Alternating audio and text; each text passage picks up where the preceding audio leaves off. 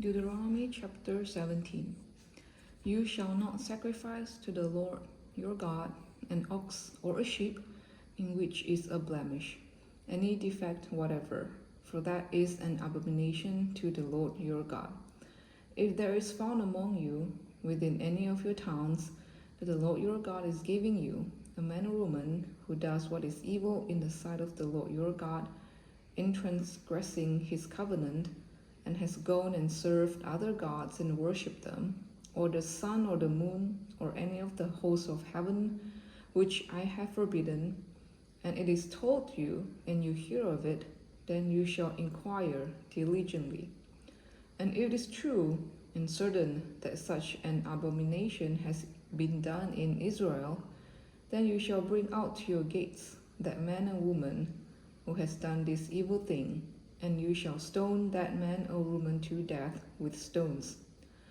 On the evidence of 2 witnesses or of 3 witnesses, the one who is to die shall be put to death.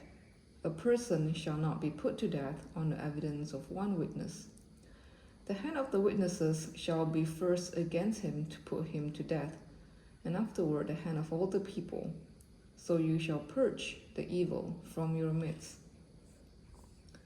If any case arises requiring decision between one kind of homicide and another, one kind of legal right and another, or one kind of assault and another, any case within your towns that is too difficult for you, then you shall arise and go up to the place that the Lord your God will choose. And you shall come to the Levitical priest and to the judge who is in office in those days, and you shall consult them, and they shall declare to you the decision. Then you shall do according to what they declare to you from that place that the Lord will choose.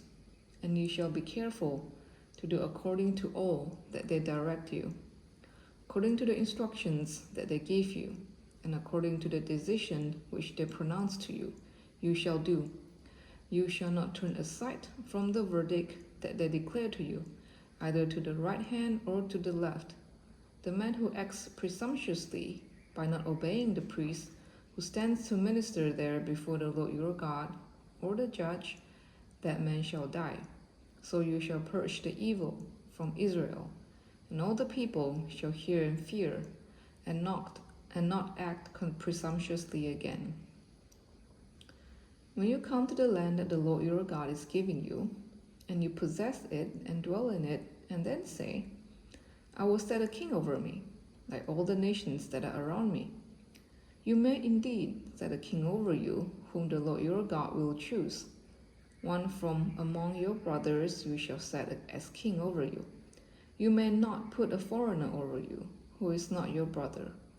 Only he must not acquire many horses for himself, or cause the people to return to Egypt in order to acquire many horses, since the Lord has said to you, you shall never return that way again.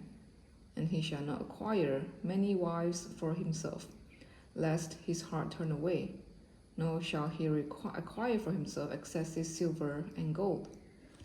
And when he sits on the throne of his kingdom, he shall write for himself in a book a copy of this law, approved by the Levitical priest, and it shall be with him, and he shall read in it all the days of his life, that he may learn to fear the Lord his God by keeping all the words of this law and his statutes, and doing them, that his heart may not be lifted up above his brothers, and that he may not turn aside from the commandment, either to the right hand or to the left, so that he may continue long in his kingdom, he and his children in Israel.